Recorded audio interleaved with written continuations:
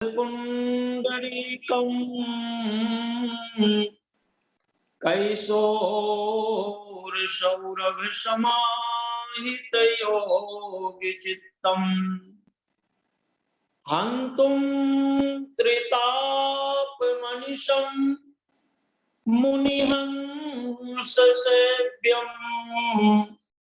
सन्मानिशालि परिपीत परागपुञ्जम् नीलाम्बुजश्यामलकोमलाङ्गम् सीतासमारोपितवामभागम् पाणौ महाशाय एक चारुचापं नमामि रामं रघुवंशनाथं गंगातरंगरमणीयजटाकलापं गौरी निरन्तरविभूषितवामभागम् नारायणं प्रियमनङ्गमदापहारम् वाराणसीपुरपतिं भज विश्वनाथम् वाराणसीपुरपतिं भज विश्वनाथम्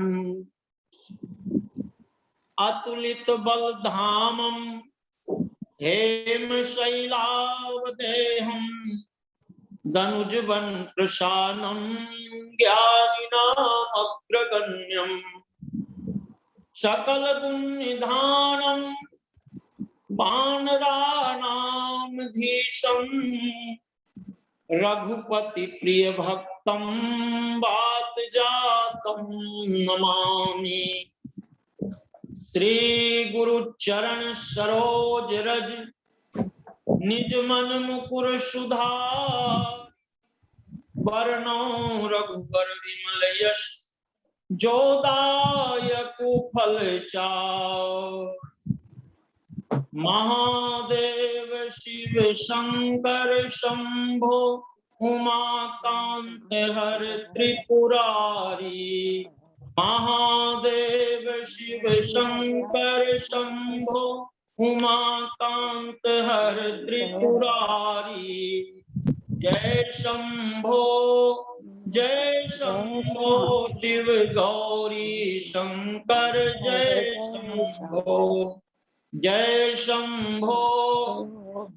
शंभो शिव गौरी शंकर जय शंभो शिव शिवेति शिवेति हर हरेति हरेति हरेति मृड मृडेति मृडेति मृडेति भज मना शिव में निरंतरम रट मना शिव में निरंतरम ओम नमः पार्वती पतये हर हर हर महादेव। बोलिए भगवान विश्वनाथ की जय। देखिए भगवान शिव जी के गुणों की चर्चा हम लोग श्रवण कर रहे हैं। अभी आई पर लगाइए। तो भगवान शिव के चरित्र कैसे हैं? चरित सिंधु गिरजारमण, चरित सिंधु गिरजारमण, वेद न पावहि पार, वर्ण तुलसीदास किमी अति मति मंद गमार, असत गिरि समस्या कज्जलम सिंधु पात्रे, धुरतरुवर शाखा लेखनी पत्र मुर्वी, लिखत यदि गृहीत्वा शारदा सर्वकालम तदपि तव गुणानामीश पारम नयाति। निरंतर भगवती जगत जननी माता सरस्वती भगवान के गुणानुवादों का वर्णन करती रहे। 10,000 मुखारविंद वाले भगवान शेष नारायण निरंतर गुणानुवाद करते रहें। समुद्र की स्याही बना ली जाए और पृथ्वी पर जितने वृक्ष हैं उनकी कलम बना ली जाए, ऐसे करोड़ों कल्प तक भगवान शिव की चर्चा चलती रहे तो ये पूरी होने वाली नहीं है। तो पिछले सत्र में आप लोगों ने श्रवण किया कि भगवान शिव कैसे जो अनाधिकारी हैं, जिनको संसार ठुकरा देता है, जिनको संसार शरण नहीं देता, ऐसे भगवान भूत प्रेत पिशाचों के साथ श्मशान घाट पर निवास करते। भगवान के श्रृंगार के विषय में आपने सुना था। अब आज हम बिल्व पत्र की महिमा और 12 ज्योतिर्लिंगों की चर्चा करेंगे। आज बड़े सौभाग्य का दिन है कि प्रथम दिन आपने सुना था तो एकादशी थी और आज श्रावण की शिवरात्रि है। देखो अपने आप ऐसा संयोग बनता, तो ऐसे संयोग बनता है कि आज श्रावण की शिवरात्रि है और भगवान की शिवरात्रि में भगवान शिव की चर्चा हम सुन रहे हैं। तो देखिए भगवान कौन, भगवान विश्वनाथ कौन है। आपने उस दिन भगवान के श्रृंगार का संक्षेप में वर्णन सुना था कि इनके गले पे मुंडों की माला है, सर्प की माला है, भस्मी रमाते हैं, त्रिशूल लेते हैं, ये सब आपने सुना। पर आप देखिए कि इनके मस्तक पर क्या है। भगवती गंगा कलकल करती हुई, अब गंगा महारानी का प्रागट्य की कथा आगे कभी चर्चा करेंगे, तो इनके मस्तक पर गंगा है।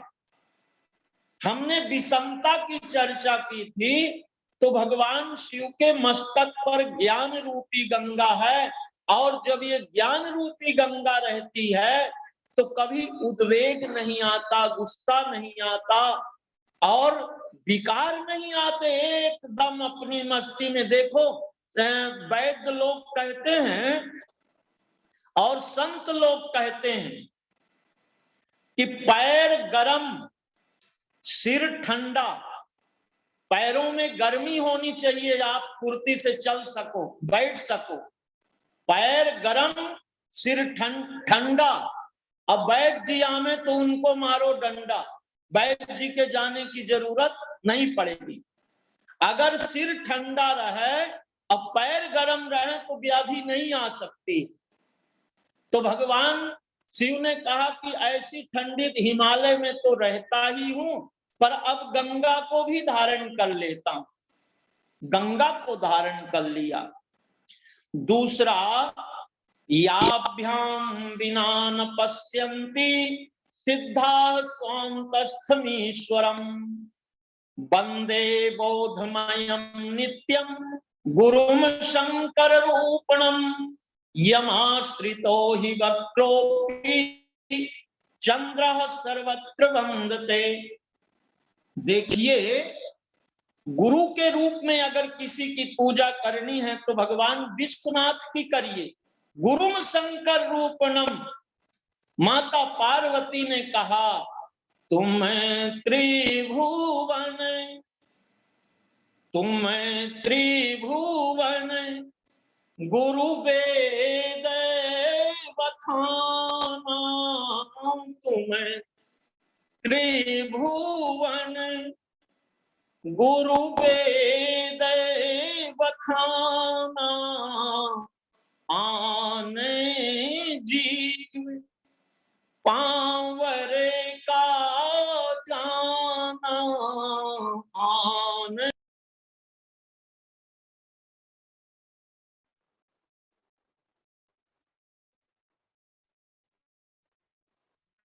नताशा बेटी साउंड खत्म पूरे हो गई है गुरु हैं। नताशा। तो ऐसे गुरु शंकर रूपणम गुरु की वंदना करते हैं जिन्होंने टेढ़े चंद्रमा को धारण कर रखा है। संसार में कोई टेढ़े व्यक्ति को अपने पास रखता है क्या? पर भगवान विश्वनाथ ने द्वितीया के चंद्रमा को धारण कर रखा। देखो, महापुरुषों का संग करने से भगवान लक्ष्मी नारायण के गले में आप हार पहनाते हो, सभी देवताओं को पहनाते हो, महापुरुषों को पहनाते हो। तो कई बार आपने दर्शन किया होगा कि उस हार में एक कीड़ा होता है, वो फूल का कीड़ा, और वो हार के साथ साथ भगवान के गले तक वो भी पहुंच जाता। आपने कीड़ा को चढ़ाया नहीं, कीड़ा की सामर्थ्य भी नहीं है कि वो भगवान तक पहुंच जाए, लेकिन Recording in progress. उसने पुष्प का दर्शन किया, पुष्प का संग किया,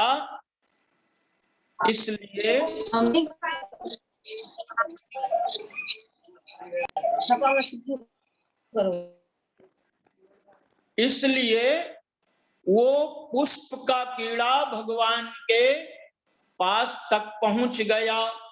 तो यमाश्रितो हि वक्रोपि चंद्रः सर्वत्र वंदते। वो द्वितीय का टेढ़ा चंद्रमा भगवान शिव के मस्तक पर जाकर जगत वंदनी हो गया। श्मशान की राख जगत वंदनी हो गई। तो आज हम शिवरात्रि है और शिवरात्रि में भगवान को बिल्व पत्र चढ़ाते हैं। तो ये बिल्व पत्र की महिमा क्या है, ये सुने, फिर हम 12 ज्योतिर्लिंगों की चर्चा करेंगे। देखिए, त्रिदलम त्रिगुणाकारम त्रिनेत्रम च त्रिधायुधम त्रिजन्म पाप संहारम एक बिल्वम शिवार्पणम। इतनी दिव्य महिमा है कि एक बिल्व पत्र अगर भगवान शिव पर चढ़ाया जाता है तो 3 जन्म के पाप नष्ट हो जाते। अब देखिए भगवान कैसे अनाधिकारियों को, कैसे दुराचारियों को अपनाते हैं, ये जरा दर्शन करें। ये शिवरात्रि की कथा। एक वन में एक बधिक रहता था और ये बधिक तमाम जीवों को मार करके अपने परिवार का पालन करता था। इसका परिवार बड़ा था, माता पिता थे, बच्चे थे, पत्नी थी और भी थे। एक दिन ऐसी परिस्थिति आई कि घर में कुछ भी नहीं है और ये बधिक धनुष्वान लेकर के निकल पड़ा। जैसे निकल पड़ा तो पूरा दिन जंगल में भटकता रहा, पर इसे कुछ नहीं मिला। देखिए, कई बार हमारे जीवन में छोटा पुण्य बहुत बड़ा फल दे करके आता है, हम समझ नहीं पाते। मैं कई बार चर्चा करता हूं कि आप ट्रेन पे यात्रा कर रहे हैं और ये क्रोसिन की गोली अपने पास आप सब साधन लेके चल रहे हैं। सामने बेड पे, सामने की सीट पे कोई बीमार आदमी, एकाएक उसको बुखार आ गई और वो कांपने लगा। तब तक आपने एक क्रोसिन की गोली, अरे भैया जब स्टेशन आएगा तब डॉक्टर को देखना, अभी तो ये लो गोली। अब वो क्रोसिन की गोली 2 रुपया की होगी, 1 रुपया की, जो भी हो, पर उस समय तो वो गोली उसके लिए क्या हो गई, अमूल्य बन गई। तो वो आपने तो एक गोली ही दिया, वो एक गोली आपके लिए कोई महत्व नहीं रखती, लेकिन वो जीवन भर याद करेगा, जीवन भर आशीर्वाद देगा कि वो बहन हमको मिली और हमारे जीवन की रक्षा हो गई। तो ऐसे ये बधिक पूरा दिन घूमता रहा और कुछ मिला नहीं। तो जंगली बहेलिया था, उसको समझ आया कि ये तालाब के किनारे तमाम जानवर रात में पानी पीने को आते हैं, तो एक काम क्यों न करूं कि ये तालाब के पास ही खड़ा हो जाऊं। और तालाब के पास ऐसा संजोग कि अंधेला हो रहा था और अंधेले में एक बिल्व पत्र का पेड़ लगा था और तमाम नीचे पत्तियां बिछी हुई थी। इस पेड़ पर वो बधिक चढ़ गया, धनुष बाण ले लिया और एक कमंडल, वो आप जैसे संत लोग लेते हैं, इसको तुमड़ी बोलते हैं, कद्दू का होता है, वो बहेलिया अपने कमंडल में जल ले लिया और पेड़ पे बैठ गया। संजोगवश एक हिरणी प्यासी हुई आई। ये रुद्र कोटि संहिता के 18वें अध्याय की कथा। हिरणी प्यासी आई और इसने बाण चढ़ाया, और जैसे बाण चढ़ाया तो ये धक्का लगा कमंडल पे और 2-5-10 बूंदे पानी की गिर गई और पानी की बूंदें गिरी, साथ में बिल्व पत्र का जो वृक्ष था उसकी पत्तियां भी टूट करके नीचे गिरी। ऐसी भगवत कृपा कि उसके नीचे तो भगवान साक्षात महादेव ही विराजमान। वो प्रथम पहर की पूजा केवल 5 बूंद पानी से और 2-5 बिल्व पत्र की पत्तियां गिरी होंगी, इतने में शिकारी का मन पवित्र हो गया। धनुष बाण उठाया और जैसे खड़खड़ाहट की आवाज आई तो हिरणी पानी पीना भूल गई, ऊपर देखती है तो बधिक। अब ये घबरा करके हिम्मत से काम लिया, बोले भैया ये धनुष बाण तुम किसके लिए चढ़ा रहे हो?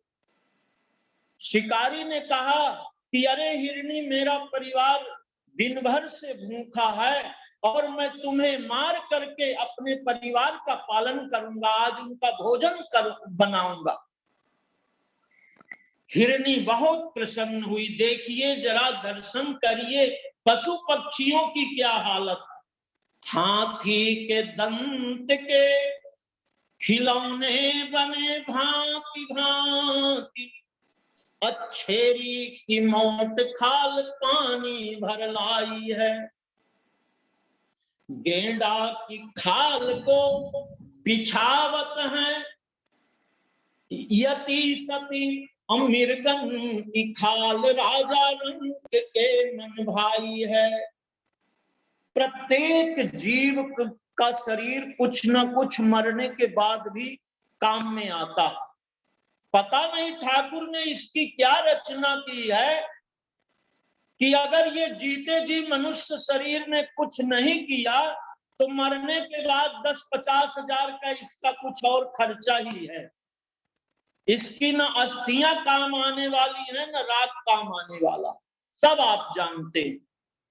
हिरणी ने कहा भैया आज मैं धन्य बन जाऊंगी, तुम मुझे मारोगे, पर एक मेरी शर्त है। बधिक ने कहा बोलो क्या शर्त है?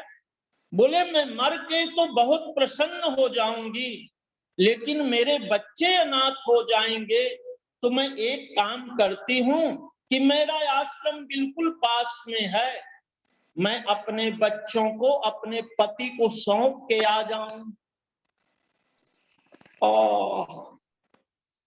इतना सुन करके वो बधिक ने प्रथम पहर की पूजा की थी, शिव जी पे भूल से ही बिल्व पत्र के पत्ते चढ़ गए थे। उसने कहा तुम झूठ बोल रहे हो। तो हिरणी को कहा तुम बचने का बहाना बना रही हो। हिरणी ने कहा भैया सत्य के बल से पृथ्वी टिकी है, सत्य के बल से समुद्र अपनी मर्यादा में है। अगर मैं सत्य को छोड़ दूं तो मुझे वो पाप लगेगा जो एक राजा को लगता है अपनी प्रजा का पालन न करने से। और भी पापों की चर्चा की, भैया एक मौका मुझे दे दो। अब वो शिकारी का मन बदल गया, बोले ठीक है जाओ, पर आना जरूर। हिरनी वहां से चल देती है। अब शिकारी ने कहा देखो परिवार तो भूखा है, एक आया भी तो ये मेरी बुद्धि ने बड़ा गलत किया, उसको छोड़ दिया। अब वो गुस्से से बिल्व पत्र को पत्तियां नोच नोच के ऐसे फेंकने लगा। तब तक उसकी दृष्टि गई कि एक हिरनी फिर आ रही है, और हिरनी आई तो फिर ये धनुष बाण चढ़ाया और फिर से वो जल गिरा, कुछ पत्तियां तो फेंक ही रहा था। दूसरे पहर की पूजा हुई, इसका अंतःकरण और पवित्र हो गया। धनुष बाण इसने चढ़ाया तो ये उसी हिरनी की बहन ही थी। अब ये अपनी बहन अभी पानी पी के नहीं गई थी, तो उसी को खोजते खोजते आई और बोले भैया तुम किसको मार रहे हो, क्या कर रहे हो? बोले मेरा परिवार भूखा है और मैं बहुत दिनों से ऐसे हूं, मैं तुम्हें मारूंगा। हिरनी ने कहा वही बात उसने भी कही कि देखो तुम मुझे मार तो दो, पर मेरे परिवार को तो सूचना मिलनी चाहिए। बोले एक गई अभी तक नहीं आई, तुम भी ऐसे कह रहे हो। तो इसने भी वही कहा, जो ब्राह्मण शरीर प्राप्त करके भगवान के कार्य को नहीं करते, भगवान की चर्चा नहीं करते, वेद का अध्ययन नहीं करते, संध्या गायत्री नहीं करते, जो धन को पा करके पवित्र कार्य में उस धन को नहीं लगाते, हे बधिक वो गति मेरी हो। और मैं सत्य कहती हूं, मैं जरूर आऊंगी। इसका मन फिर बदल गया और फिर इसने छोड़ दिया। अब फिर इसको गुस्सा आया, अरे ये क्या हुआ, अरे ये क्या हुआ। फिर वही बिलपत्र की पत्तियां नोच नोच करके और छोड़ने लगा। तब तक देखता है कि एक मोटा ताजा हिरण आ रहा है। बोले अब तो ये सबका, दो हिरनी तो दुबली पतली थी और ये यहां आ गई।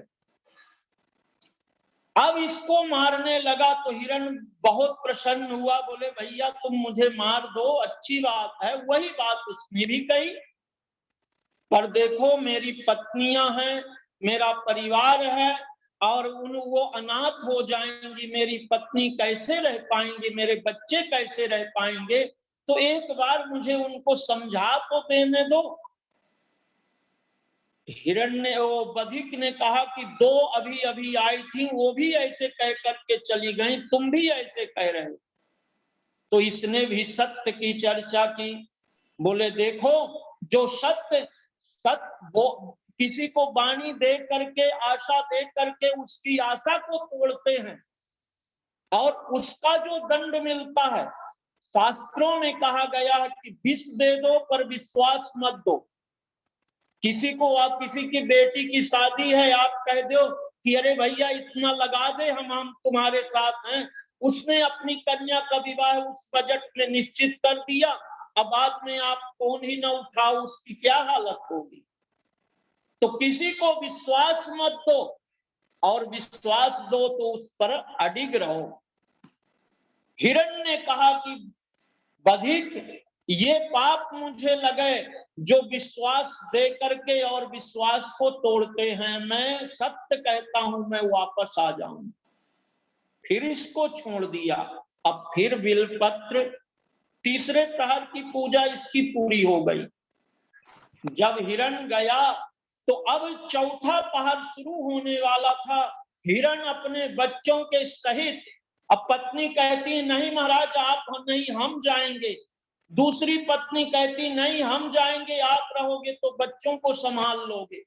हिरण कहता है नहीं, माँ के रहने से बच्चे संभल जाते हैं, मैं भला क्या करूंगा इस शरीर को रख के। बच्चों ने सुना, वो भी तैयार हो गए और सब के सब हिरण ने वो बधिक ने देखा कि अब की बार तो झुंड का झुंड सब आ रहा, मेरा काम तो बन गया।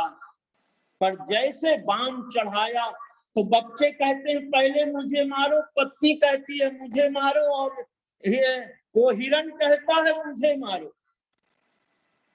ये सत्य की महिमा है, बिल्व पत्र की महिमा है।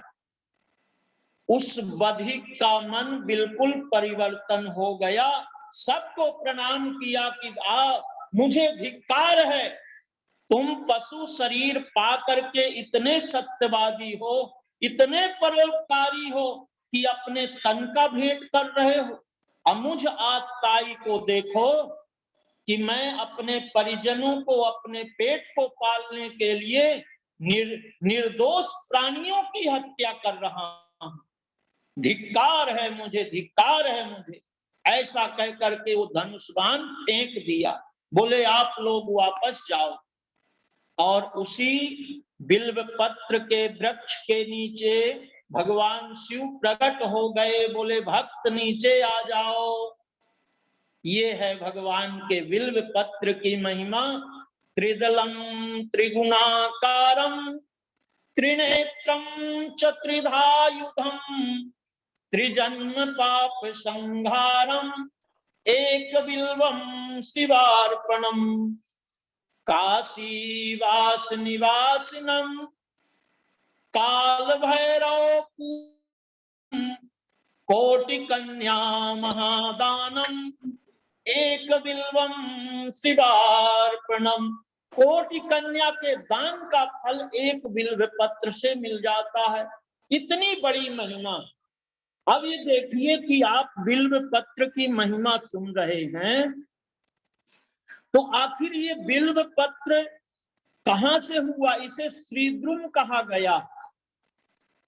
एक बार की कथा आती है, माताओं को बहुत अच्छी लगेगी, कि माता लक्ष्मी ने भगवान नारायण से एकाग्र हो करके एकांत में ये बात कहा कि भगवान कृपा करके ऐसा कोई उपाय बताओ कि मेरी प्रीति आपके चरणों में बनी रहे।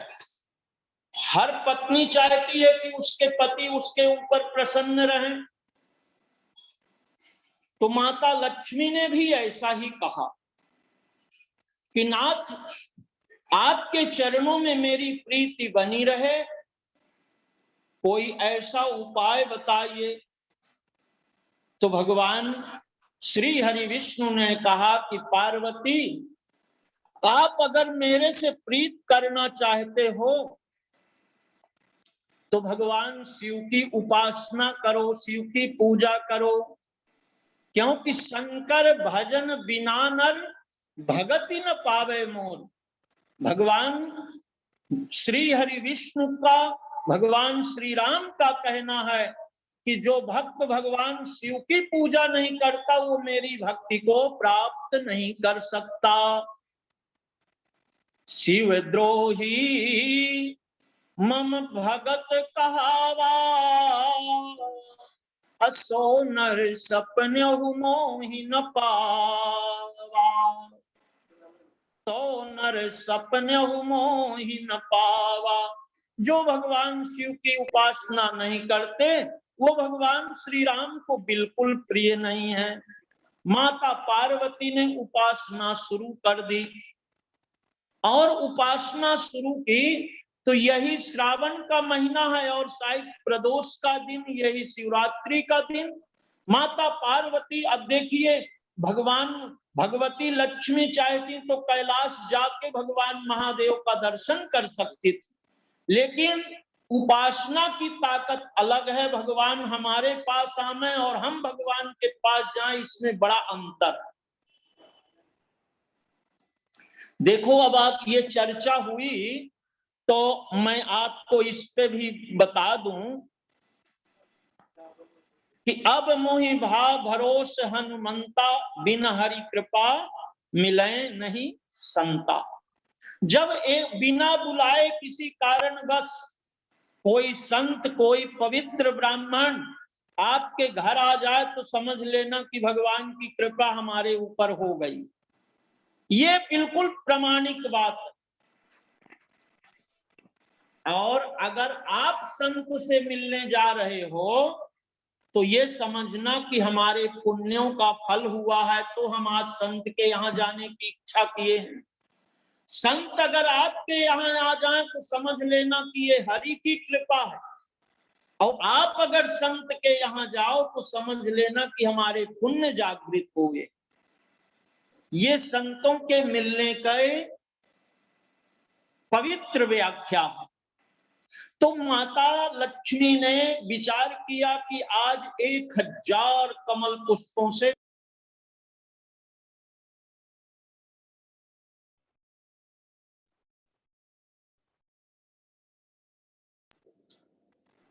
हरिष्टे साहस्रम कमल बलिमाधाय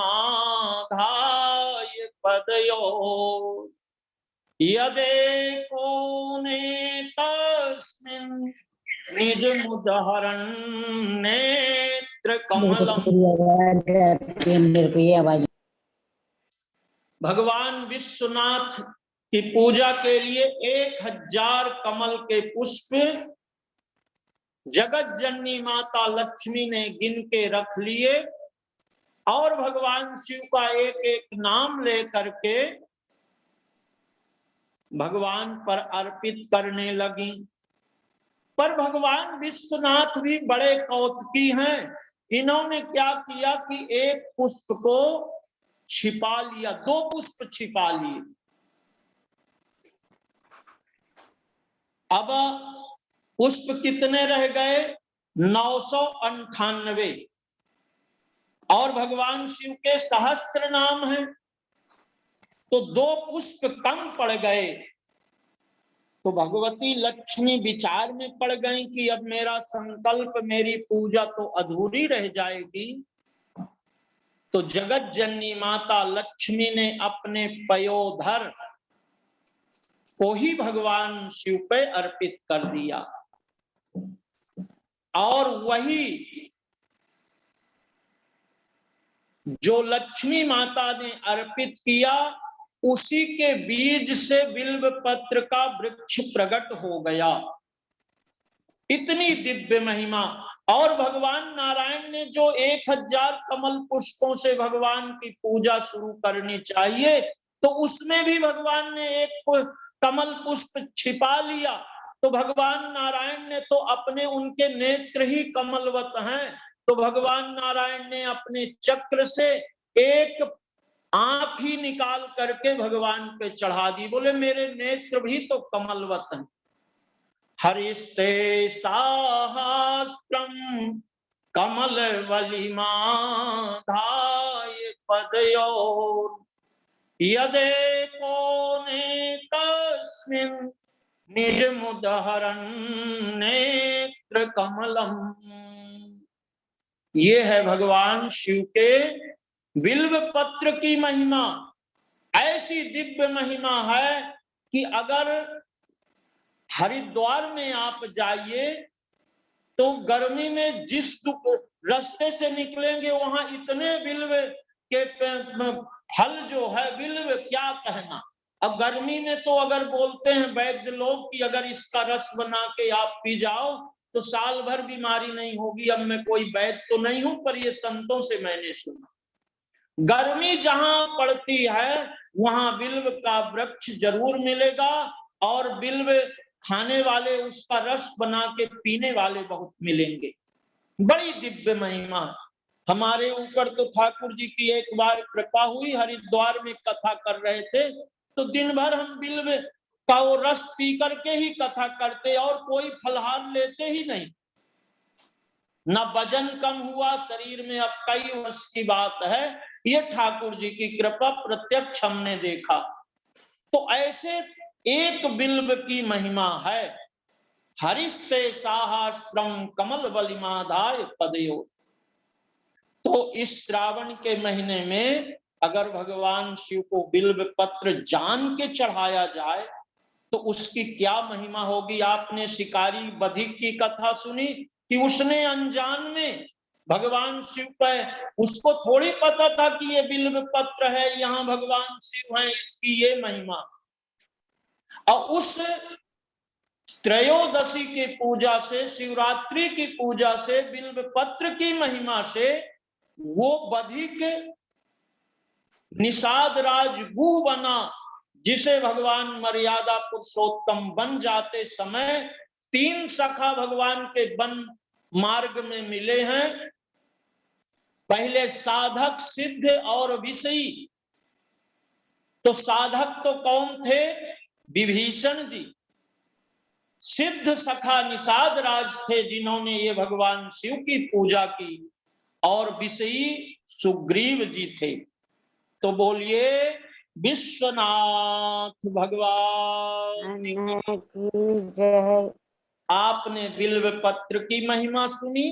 अब प्रथम सौराष्ट्रे सोमनाथम च श्रीशैले मल्लिकार्जुन उज्जैन्यां महाकाल ओंकारो ममलेश्वरम परल्यां वैद्यनाथं च डाकिन्यां भीमशंकरं सेतुबंधे तु रामेशं नागेशं दारुकावने वाराणस्यां तु विश्वेशं त्र्यंबकं गौतमी तटे हिमालये तु केदारं ग्रीष्मेशं च शिवालये एतानि ज्योतिर्लिंगानि सायं प्रातः पठे नरः सप्त जन्म कृतं पापं स्मरणेन विनश्यति।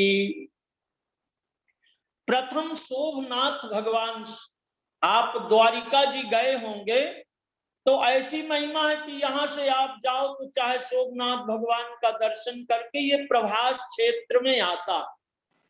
और द्वारिका के कुछ ही दूर पे जहां एक बधिक ने भगवान लीला पुरुषोत्तम श्री कृष्ण के तलवों पे बाण मारा था, वो प्रभास क्षेत्र आज भी है, अगर आप द्वारिका जी गए होंगे।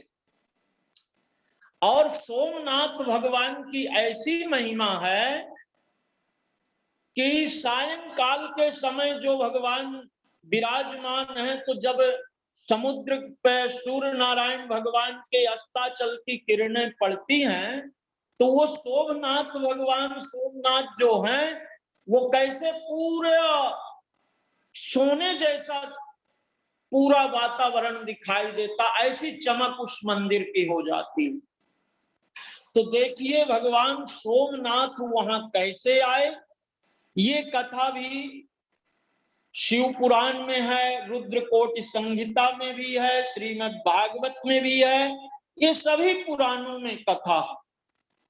प्रजापति दक्ष जो ब्रह्मा जी के पुत्र हैं, इनकी 27 कन्याएं हैं, जो हम लोग ये 27 नक्षत्रों में ये बदली हो गई, अश्विनी, भरणी, कृत्तिका, रोहिणी, मृगशिरा, आरद्रा, पुष्य, पुनर्वस, श्लेषा, मघा, ज्येष्ठा, ये सब 27 कन्याएं। और इन 27 कन्याओं का विवाह चंद्रमा के साथ कर दिया। चंद्रमा की कितनी पत्नी हैं? 27।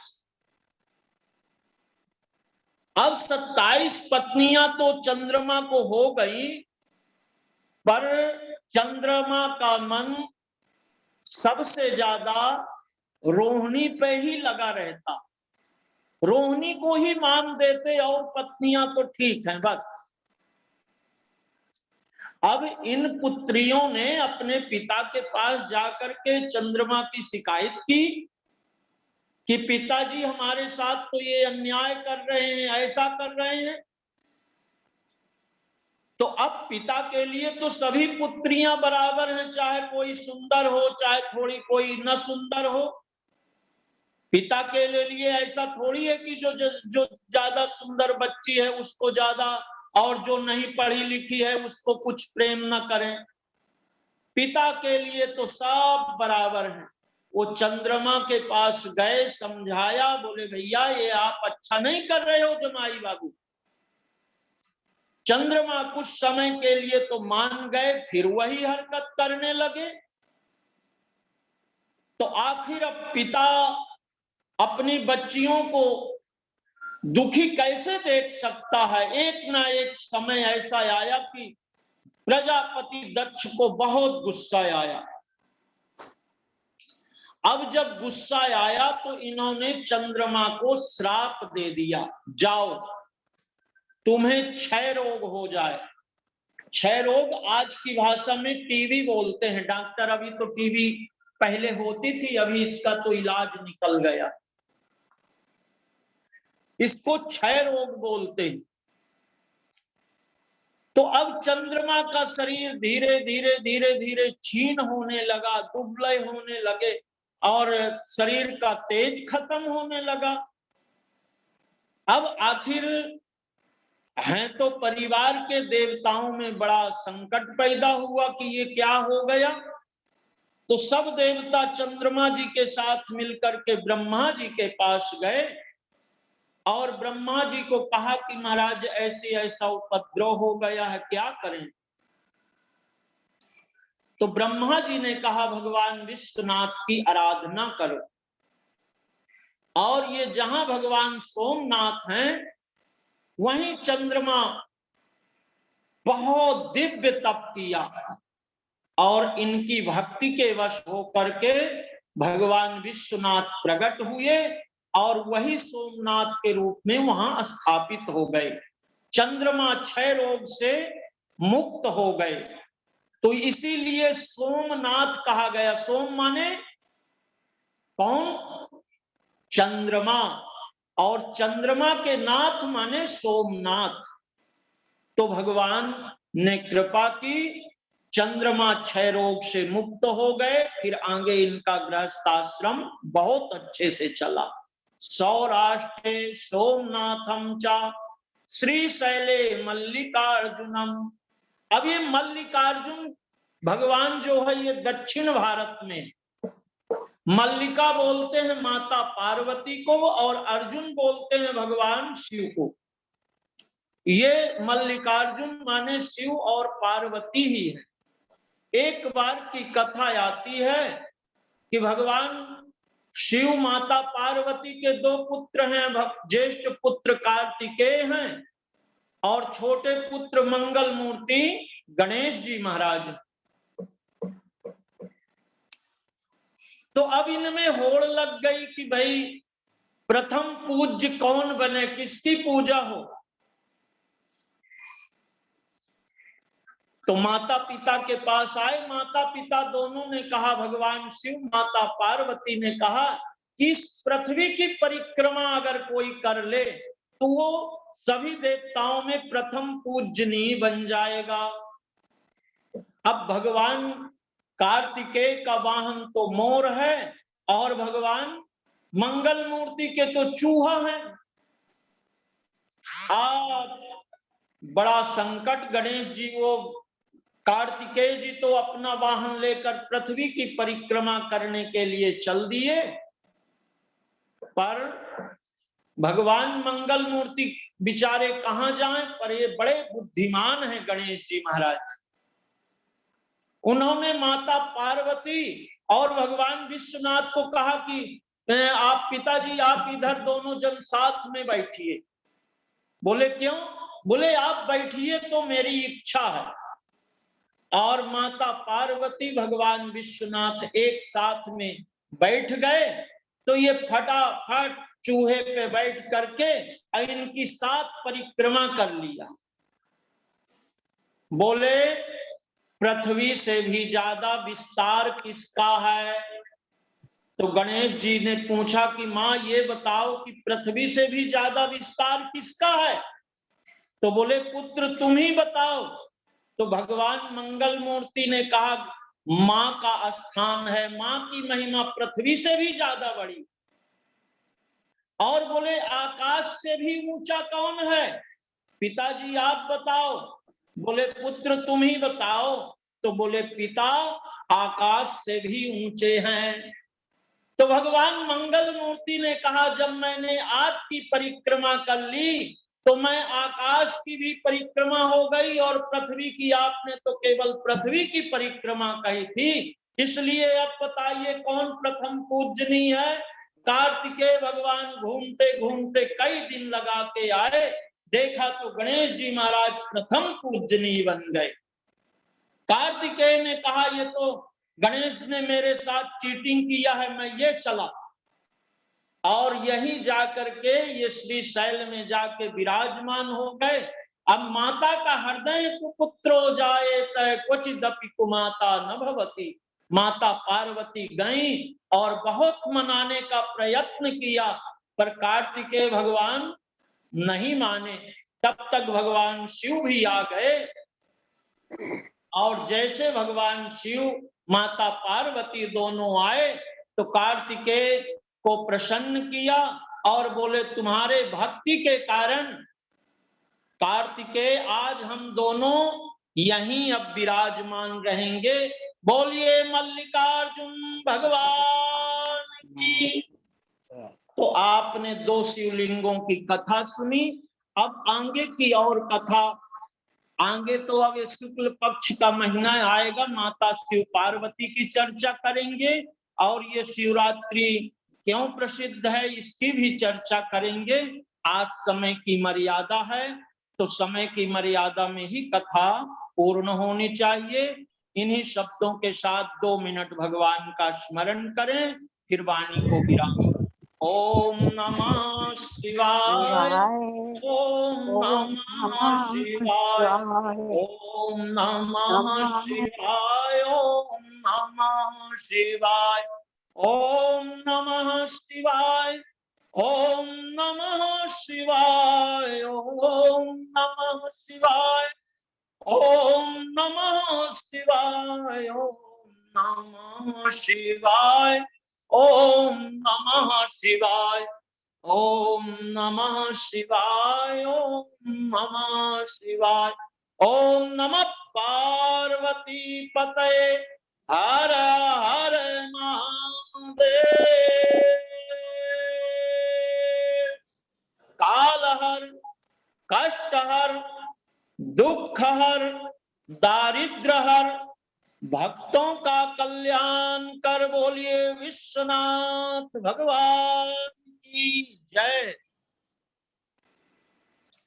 अब श्रीमती शशि कुकरेजा कुछ कहना चाहें तो वो बोलेंगी। अब मेरी वाणी विराम लेती। मम्मी अनम्यूट करो। बहुत बहुत धन्यवाद पंडित जी, विशेष धन्यवाद आपका कि आप इतने ज्ञानमयी, प्रेममयी और भावमयी कथा सुन रहे हैं, सुना रहे हैं। जो सुन रहे हैं उन पे विशेष कृपा है भगवान शिव की, जो आपके मुखारविंद से सुन रहे हैं। अगले सोमवार, अगले बुधवार फिर आपसे मिलेंगे 11 बजे। और साथ संगत, आज एक और भागवत कथाकार हमारे बीच वृंदावन से जुड़ी हैं, लाडली जी संस्थान से। अगर वो आए हैं तो प्रीति जी आप प्रकट हो और साथ संगत को आशीर्वचन दें। राधे कृष्णा। हरे कृष्णा हरे कृष्णा हरे कृष्णा। ये आप सब हमें सुन पा रहे हैं? आप सब हमें सुन पा रहे हैं? हाँ जी, हाँ जी, हाँ जी जी जी। वृंदावन की पावन भूमि से साध्वी निकुंज लाडली की आप सभी बंधु बांधव, सभी बहनों को मेरा राधे राधे। आप सबका सबसे पहले बहुत बहुत आभार कि आपने हमें इस मंच पे कुछ समय दिया, कुछ अपनी बातें रखने का मौका दिया। पवित्र सावन का महीना चल रहा है, और यदि ठाकुर जी के भक्त, हम तो वृंदावन में हैं, हमें तो सब में ठाकुर जी ही दिखते हैं, क्योंकि सावन का पवित्र महीना चल रहा है। भगवान श्री महाकाल के चरणों में आइए थोड़े समय इनके नाम का कीर्तन करते हैं। उसके बाद जो भी हम आप लोगों को सुना पाए, जो भी बता पाए, पर हम कहने का प्रयास करते हैं। आइए एक छोटा सा भजन।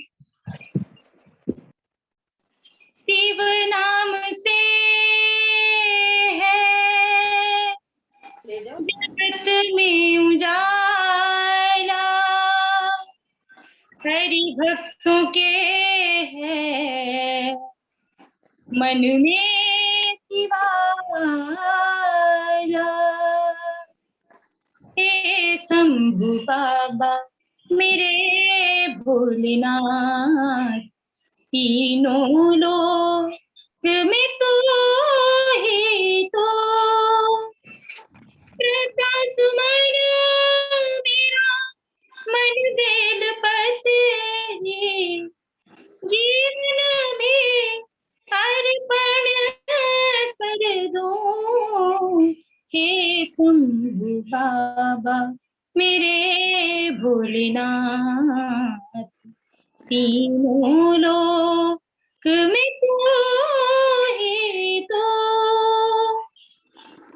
सच्चा स्वामी है तू, अंतर्यामी है तू, मेरे जीवन की अनमिट कहानी है तू। तेरी शक्ति अपार, तेरा पावन है दास, तेरी पूजा ही मेरा जीवन आधार। धूल तेरे चरणों की लेकर जीवन को साकार किया। हे शंभु बाबा मेरे भोलेनाथ, तीनों लोक में तू ही तो श्रद्धा सुमन मेरा मन बेल पत्री, जीवन में अर्पण कर दो। ये शंभु बाबा मेरे भोलेनाथ, लोक में तू ही तो। बोलिए भगवान श्री महाकाल की जय हो। वृंदावन ऐसी भूमि है जहाँ पे भगवान श्री भोलेनाथ गोपियों के रूप में आए। देखिए भगवान शिव का जो स्वरूप है वह अत्यंत भव्य है। भगवान शिव की पूजा अघोरी करते हैं। कितना भव्य रूप है, कितना अद्भुत रूप है उनका, किंतु उस अद्भुत रूप में कितनी मर्यादाओं से हैं भगवान शिव। आज हमें इन सब चीजों को सीखना चाहिए। आज हमारे परिवार में जो सबसे बड़ी समस्या है, हम दो लोगों को मैनेज नहीं कर पाते, एडजस्ट नहीं कर पाते। अगर एक पक्ष आ गया तो दूसरा पक्ष जरूर नाराज हो जाता है। ऐसा क्यों होता है? क्योंकि कहीं ना कहीं हम में कमी है। हम अपनी मर्यादाओं में रहें। आप देखिए भगवान शिव की जटाएं कितनी भव्य हैं, कितनी बड़ी हैं, कितनी बृहद हैं। कितना अद्भुत रूप है भगवान शिव की जटाओं का। जटाओं में क्या है? भगवान शिव की उन जटाओं में माता गंगा विराजमान है। भगवान शिव की जटा के बीच में गंगा, और गंगा किस रूप में विराजमान है? माता गंगा जल के रूप में भगवान शिव की जटाओं में विराजमान है। किंतु भगवान शिव का जो तीसरा नेत्र है, कहते हैं यदि वह नेत्र खुल जाए तो पृथ्वी में प्रलय आ जाएगा। अग्नि का प्रतीक है वो। किंतु आप देखिए अग्नि के ऊपर जल कितनी मर्यादा में है। आज तक क्या कभी अग्नि को उसने कोई नुकसान पहुंचाया?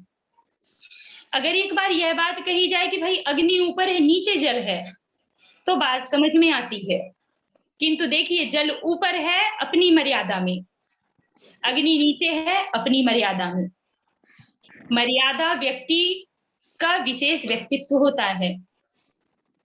जो व्यक्ति मर्यादा का उल्लंघन करता है वह व्यक्ति समय जाने पे पछताता जरूर है। देखिए, भगवान शिव जो हैं, उनका वाहन क्या है?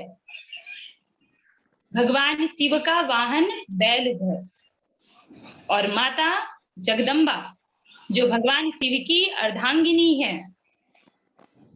भगवान शिव का वाहन बैल और माता का वाहन सिंह। किंतु जब सिंह और बैल, सोचिए क्या कभी साथ रह सकते हैं? कभी साथ रहना मुमकिन है क्या उनका? आप सोचिए। किंतु वह महिमा किसकी है? वह बैल और सिंह की महिमा नहीं है। वह महिमा किसकी है? वह महिमा तो भगवान भोलेनाथ की है। भगवान शिव जब बैल और सिंह एक साथ बैठते हैं, सिंह माता पार्वती के समक्ष बैठता है और बैल भगवान भोलेनाथ के समक्ष, किंतु दोनों अपनी अपनी मर्यादाओं में हैं। भगवान शिव के गले में सर्प और भगवान शिव के पुत्र कौन हैं? गणेश जी और कार्तिकेय जी। और सोचिए, क्या सर्प की कभी भी दोस्ती आपने मोर के साथ रहते देखा? कभी मोर और सर्प को आपने साथ रहते देखा? किंतु नहीं। यह भगवान शिव की मर्यादा है कि दोनों साथ साथ हैं। चूहा, सोचिए चूहा क्या है? सर्प का प्रिय आहार है। किंतु भगवान शिव की महिमा से यह दोनों अपनी अपनी जगह मर्यादाओं में बंधे हुए हैं और दोनों ही सुरक्षित हैं। चूहा बेचारा क्या करता है? घोंसला बनाता है। चूहा घोंसला बना बना के, जिस तरह कंजूस व्यक्ति धन जोड़ जोड़ के अपना जीवन गवा देता है, कहते हैं कि बड़े भाग मानुष तन पावा। यह मनुष्य का जीवन जो आपको मिला है, यह बड़े भाग्य से आपको मिला है और आपने इसे केवल धन की इच्छा में यदि गवा दिया तो सोचिए आपने क्या किया। आप कुछ ना कर सके अपने जीवन में। अरे दुखी तो आप धन कमाने के बाद भी हैं और धन कमाने के पहले भी हैं। आज की दुनिया में कोई भी व्यक्ति सुखी नहीं है।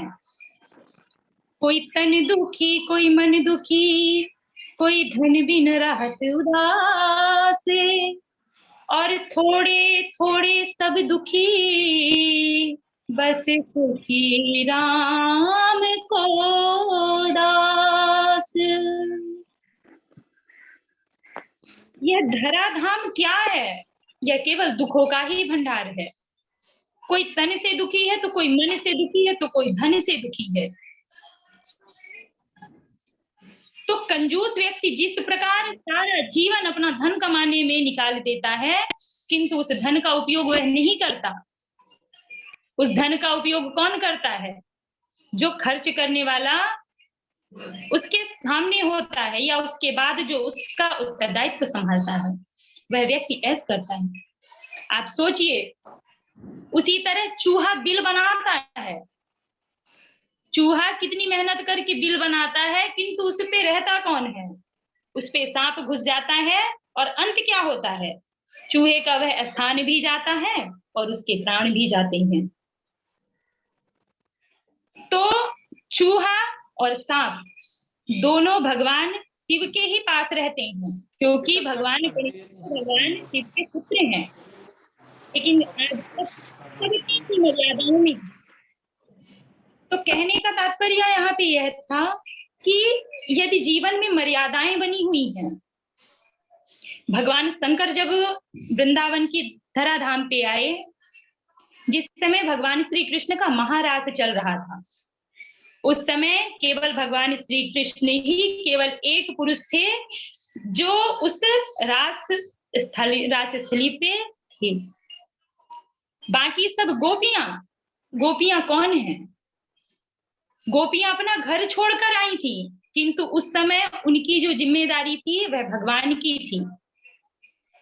जब हम अपना सब कुछ छोड़कर भगवान के श्री चरणों में समर्पित हो जाते हैं, तो भगवान हमारी चिंता उनको हो जाती है। हमें फिर अपनी चिंता करने की कोई आवश्यकता नहीं होती। हमारी चिंता करने वाले ठाकुर जी बैठे हुए हैं। जिस समय गोपियां भगवान श्री कृष्ण की बांसुरी की आवाज सुनकर उस महाराष्ट्र की रात्रि पे भगवान श्री कृष्ण के पास आ गईं, जो जिस स्थिति में थी उस स्थिति में आ गईं, लेकिन किसी के घर में उनके परिवार के जनों को, उनके पति को, उनके बच्चों को उनकी कमी महसूस नहीं हुई। सब क्योंकि भगवान श्री कृष्ण 16,108 रानी के साथ एक ही रूप में एक ही जैसे रहते थे, किसी को उनकी कमी नहीं हुई। उसी तरह भगवान श्री कृष्ण के पास जब गोपियां आई तो भगवान श्री कृष्ण उन्हीं गोपियों के रूप में, उन्हीं गोपियों का रूप लेकर उनके घर पे थे, और जो कृत्य गोपियां कर रही थी भगवान श्री कृष्ण वह कृत्य वहां जाकर कर रहे। भगवान श्री कृष्ण ने ना गोपियों को अपनी कमी महसूस होने दी और ना उनके घर वालों को उन गोपियों की कमी महसूस होने दी। भगवान श्री कृष्ण कहते हैं कि तुम एक बार सच्चे हृदय से जो हो, मैं नहीं कहता कि तुम मेरे सामने 56 भोग लेके आओ, मैं नहीं कहता कि तुम मेरे सामने बड़े बड़े हीरे मोती के हार चढ़ाओ, नहीं कहता कि तुम बड़ा सा भव्य मंदिर बनाओ, किंतु जो हो। जब विभीषण के पास भगवान श्री राम गए तो उसने यह नहीं कहा कि मैं इतने बड़े ऋषि का पुत्र हूं, विभीषण ने कहा कि मैं उस दुष्ट रावण का भाई हूं। तब भगवान राम ने उन्हें शरण में लिया। भगवान कहते हैं मैं शरण में आए हुए का कभी भी, वह जिस भाव से आया है, आपके अंदर जो भी इच्छाएं हैं, जो भी चाहत है, राधा रानी और बांके बिहारी उसे जरूर पूरा करते हैं। वृंदावन की इस महिमा को आगे अगर कभी समय मिला तो मैं, आप अगर हमें सुन पा रहे हैं, आप सभी साध्वी निकुंज लाडली पेज को ज्वाइन कीजिए। साध्वी निकुंज लाडली की वृंदावन धाम में 14 अगस्त से श्रीमद् भागवत की कथा है। आप सभी बंधु बांधवों से हमारा विशेष अनुरोध है, आप सभी उसे श्रवण कीजिए। लाडली जी संस्थान को आप सभी की बहुत बहुत जरूरत है। मैं धन्यवाद कहना चाहूंगी आदरणीय दीदी शशि कुकरेजा जी का, जिन्होंने आज मुझे यह अवसर प्रदान किया। मैं आपके समक्ष इस तुच्छवाणी से जो भी बन पाया, जो भी कहना हो पाया, हमने कहा। आइए 2 शब्द राधा नाम संकीर्तन, उसके बाद मैं अपनी वाणी को यहीं विराम दूंगी। आगे अगर हमें मौका दिया गया तो मैं आप सबको प्रतिदिन एक प्रसंग सुनाने का प्रयास करूंगी। आइए 2 पल राधा नाम संकीर्तन। राधे राधे राधे कहने की आदत सी हो गई है, श्री जी के चरणों में रहने की आदत सी हो गई है। राधे राधे राधे कहने की आदत सी हो गई है। देखिए, जब हम राधा जी की शरण में आते हैं और ठाकुर जी की शरण में आते हैं ना, तो लोग हमें पागल कहते हैं। हमें उनके अरे हमें पागल होके ही वृंदावन में आना है। आधे पागल तो वह हैं जो संसार के लिए पागल होते हैं। किसी का बेटा मर गया पागल हो गए, किसी का पुत्र मर गया पागल हो गए, किसी का पति चला गया छोड़कर वह पागल हो गए। अरे और तो और, जिससे हमारा कोई रिश्ता नहीं, जिसे आज के समय में हमारी न्यू जनरेशन प्यार का नाम देती है, लोग उनके लिए भी पागल हो जाते हैं। अरे वो पागल नहीं हो, आप सनकी हो। अगर पागल होना है ना तो पागल होइए आप श्री बांके बिहारी जी के लिए। फिर लोग आपको क्या कहेंगे कि कोई पागल या दीवाना मस्ताना ही कहे। कोई पागल है धन दौलत का, कोई पागल बेटे नारी का, पर सच्चा पागल वो ही है जो पागल बांके बिहारी का। कोई पागल या दीवाना मस्ताना ही कहे। हमको इस नाम, हमको इस नाम, हमको इस नाम को सुनने की आदत सी हो गई है। राधे राधे कहने की आदत सी हो गई है। आदत सी हो गई, आदत सी हो गई है।